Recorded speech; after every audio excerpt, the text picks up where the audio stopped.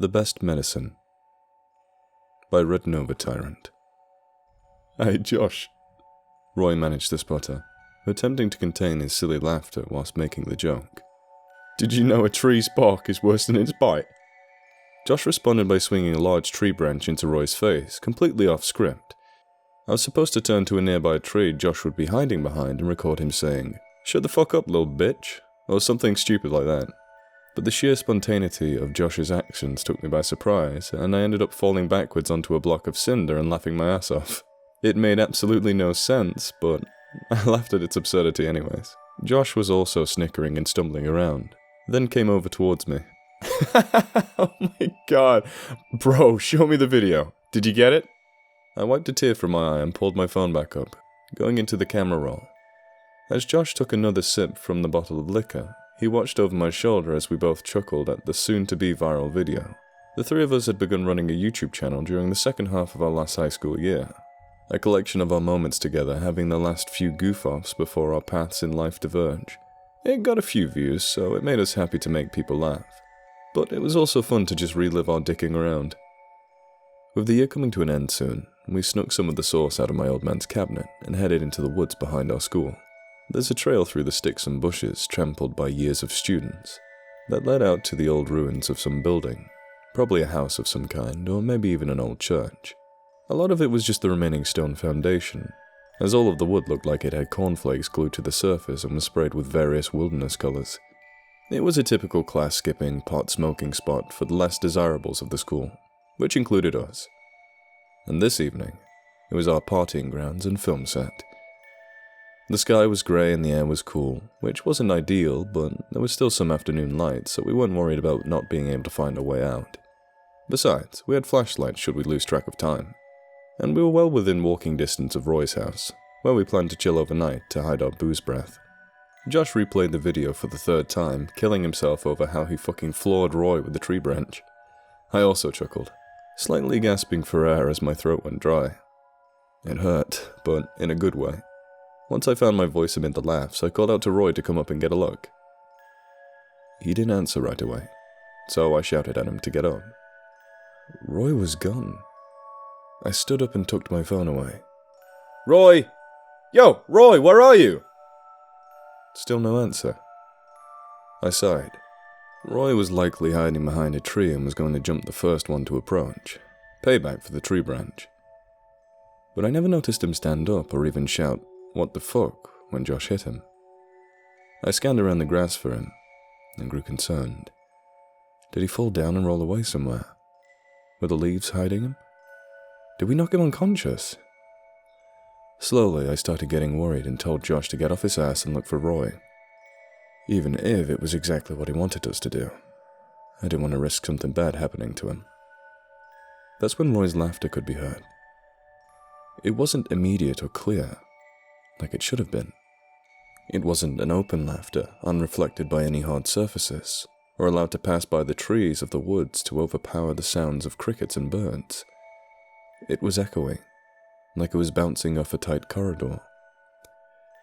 I moved closer to the foundation of the house and noticed something new. A large hole in the floor. We'd always thought there was a basement below the old wreck, after seeing the holes in the rotted wood floor, but never tried to investigate since there was no particular safe way down. There were no signs of stairs or a ladder or such, and the floorboards themselves were much too old and soft to actually step around on safely. But there it was, a large hole where the wood simply bent, dangling by strands. It probably didn't make any noise because the wood was borderline putty. Either way, now I knew where Roy had fallen. He must have tripped over the foundation of the house and fell through the soft floorboards. And we were too busy to notice. Roy? Shit! I hurried over and pulled out my flashlight, trying to illuminate the hole in the hopes of seeing our friend. Mason, dude, relax. Josh mumbled. What's the matter? Roy, he fell down there when you hit him. I took my bag off and tossed it at the tipsy idiot, continuing to scan the hole. There was no sign of Roy, but the hole didn't seem to go down that far, maybe 6 feet at best. I was 5'7", so after pulling away some of the foundation near the hole's edge, I turned to Josh and demanded one of the flashlights. You're not serious, are you? Josh asked, begrudgingly handing over the device. He's just fucking with you. And if he's not, we're all going to be in serious trouble. I turned around and slowly lowered myself down.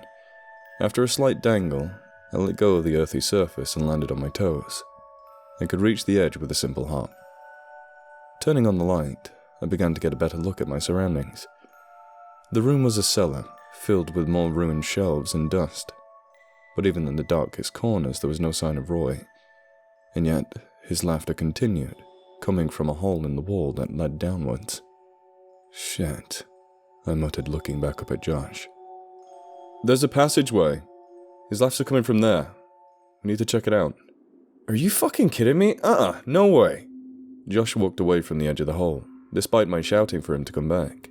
He didn't answer me either, and for a few minutes I began to worry that he had left me alone and was going home. I was about to scream at him when he reappeared. Look, you two will need some help to get out of the hole, yeah? I'll wait up here and pull you out. And should something happen, at least someone will be able to help, right? I grumbled and huffed and puffed, but finally gave in. Turning towards the damp-looking corridor with my flashlight in hand, I pressed onwards. Moss lined the stone walls of the tunnels, and I had to watch my step as the ground was quite slippery. I was surprised by the wetness of the area. There were no wells or ponds near the house, so this amount of moisture was confusing. I began to slip a few times, losing my footing thanks to Mr. Booze. But after an uncomfortably long walk, the tunnel opened up. It was a room with a dirt floor. Water dripped down the walls into small streams along the sides of the room. There were no other sources of light except my flashlight, and at the edges of where my light could reach, I could make out a fidgeting figure writhing on the ground. Roy. I rushed to him as he splashed on the floor. Roy! Roy! I shouted, grabbing his shoulder. The guy was on his side, freaking out and almost seeming to be seizing in the dirt. But he was laughing. His stomach flexed and his torso curled and uncurled repeatedly. His voice was growing hoarse, like he had no breath. Grabbing his shoulder, I shook Roy to try and get his attention. He finally looked at me, his eyes unblinking and washed with tears. He only laughed harder as he looked at me, but his voice was becoming more and more pained with every ha he mustered. Roy, get a hang of yourself! I slapped him in the face, but this did nothing. I tried to grab him, but he continued spazzing out. At one point, I placed my hand on his chest to grab him and knock some sense into him. But something stopped me. His heartbeat. I could feel it, unnaturally strong and offbeat. There was a randomness to the rhythm of his heart, and I'm no doctor, but that sure as hell isn't right. I called for Josh, telling him to get an ambulance, but I was certain he couldn't make out what I said. Eventually, Roy's laughter turned into wheezes of air. He just looked at me in the eye, his eyelids twitching, and seemingly refused or was unable to close them. Without warning, he grabbed my jacket sleeve with a shaky hand, lifting himself up to me, and my terror for him only grew. Between breaths and laughs, he managed 2 saddening words. 2 words that only filled me with despair, because I knew what it meant. Can't breathe. Soon after that, the shaking grew violent, and Roy released a few more wheezes of air before finally collapsing onto the dusty floor, becoming completely still. I shook him more and more, repeating the word no to myself to him. I turned him on his back and tried my best to imitate CPR, blowing air into his mouth and pounding on his chest to resurrect my friend. Between sessions of giving him air, I used my mouth to scream to Josh to call 911. This wasn't funny anymore, this was horrifying. And I could only pray he could make me out, or was doing what I said, and hadn't left me alone in the middle of the woods. The sloshing was the sound I heard next. A sloshing, wet noise coming from the darkness of the room. I swallowed a gallon of saliva. There was something down here with us, with me. Part of me wanted to stay still, to act like I wasn't here, and hope that whatever was waiting in the shadows wouldn't notice me. That part of me didn't want to know what Roy had found down here, what had likely done this to him. But another part of me surfaced, a part that reasoned that if I didn't look, then the creature in the dark would probably get me anyway sooner or later, and I needed to make myself leave. Especially after I'd been screaming my head off at Josh. My fingers wrapped around the flashlight handle, one shaky motion at a time, but I couldn't lift it. I closed my eyes and took a deep breath, trying to relax myself. Just get it over with and run. Breathing quickly, I gripped the light and swung it in the direction of the dark.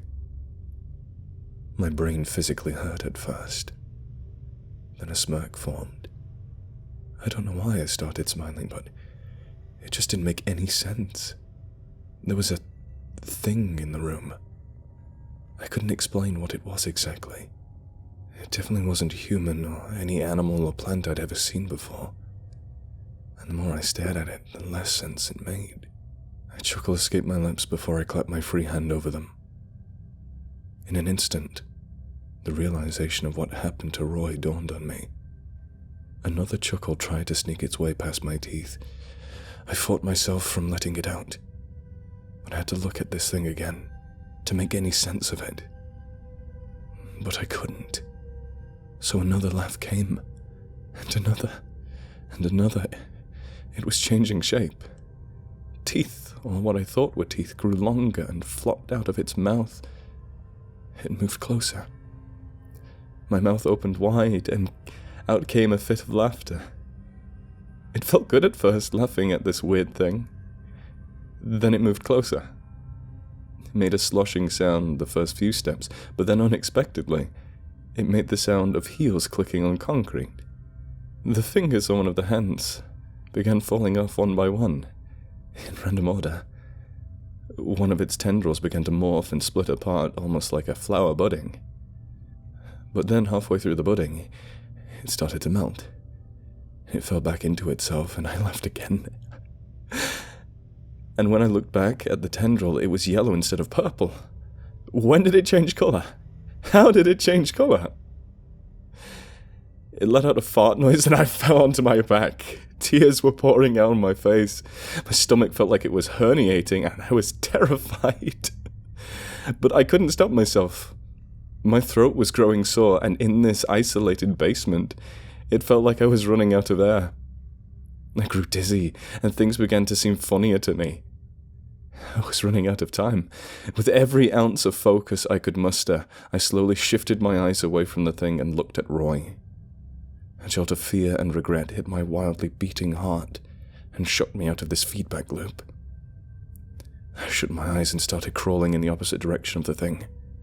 With eyes closed, I reached around until I felt the stairs, before I began to rapidly ascend them. Each blink, I saw still images of the thing, and felt compelled to laugh at its absurdity more and more. During one such moment, my foot slipped on the moss and I fell, cracking my shin on the stony stairs. Pain rushed to my forward, and I began to laugh and cry in response. The thought of that thing eating me whilst I tried to crawl away. Imagine that, me dying to something that absurd. It was hilarious to me. But I fought through the pain and kept going upwards, crawling step by step. Eventually I reached the top. The sun had set, and the woods were dark. Between my maddening howls, I called out for Josh with tired breath. He didn't answer. I crawled towards the edge where I had climbed down from and called him again. No answer. I had to get out of this pit immediately. I looked behind me to see the shelves of the cellar. I rummaged around and collected pieces of wood, trying not to think of the thing as much as I could. I wasn't overwhelmed by it now, but the laughter still continued. I built a pile to stand on, and with my one good foot I leaped upwards. I managed to yank my torso onto the soil and quickly, soon after the rest of my body. Pulling my flashlight back out, a shiver was the answer to my concerns. Josh had disappeared. At this point, I couldn't worry about him or Roy. I just had to get the fuck out of here. I aimed my light to the ground and began walking alone back towards the school. Every rustling in the bushes, every owl that hooted, a surge of fear jolted me. But when that feeling reminded me of the thing, my reaction changed in a snap. Going from a paranoid stare into the dark to a manic laughing spree. Probably halfway down the trail, I froze up a bit. There was a light. I called out, hoping it was someone who had come looking for us and knew about the hangout spot. But the light didn't move. I stifled my stamina and approached, and soon enough I had found Josh. He had collapsed on the trail and was drunkenly singing to himself whilst waving the now empty bottle of liquor in the air. His flashlight was left on by his side. Josh! I kneeled down beside him, shaking his shoulder slightly. Come on. We have to get out of here. Josh's eyes were closed, and he slowly shoved me off. Fuck off, Mason. Just let me sleep. I tried to grab him, but another fit started, and I found myself on my hands and knees, gasping for air. I wanted to take him with me, but my leg and his stubbornness was under the influence. I couldn't get him to come with me. So I got to my feet and just walked off. Josh didn't call for me to come back. The next little while was fuzzy to recall. My memory was blurred with images of the thing, and memories of what happened after leaving the forest, stumbling along the side of the road, being stopped by a passerby, the police asking questions, riding in the back of an ambulance, laughing away. The next day I woke in a white room. My leg was in a sling, and the doctors and cops were asking me all sorts of questions. I answered as best I could, with minimal ha-has interrupting. But whenever I tried to explain what happened to Roy or what was in the basement, it all came erupting out. They told me I had to be placed in a psych ward of the hospital. They thought I was having some kind of mental breakdown, and that whatever happened in the woods that night had brought it on. Roy's body was never found. Josh was discovered laying in the middle of the school football field next morning. His stomach muscles were contracted, and his jaw had actually become unhinged. But there were no signs of external force. He had died of arrhythmia. The thought of the thing making Josh laugh to death brought me to tears. After that, I was left alone to rest. They tried different medications and sedatives to calm me down, fix my brain, but nothing worked. My stomach continued to hurt from the muscle contractions. Just the thought of that melting tendril would bring on asthma-like attacks, making me lose all breath in my body. Even the best medicine becomes a poison in excess, it seems. The image of that thing was stuck in my head forever. And so I laughed. It didn't make any sense. But I laughed anyway.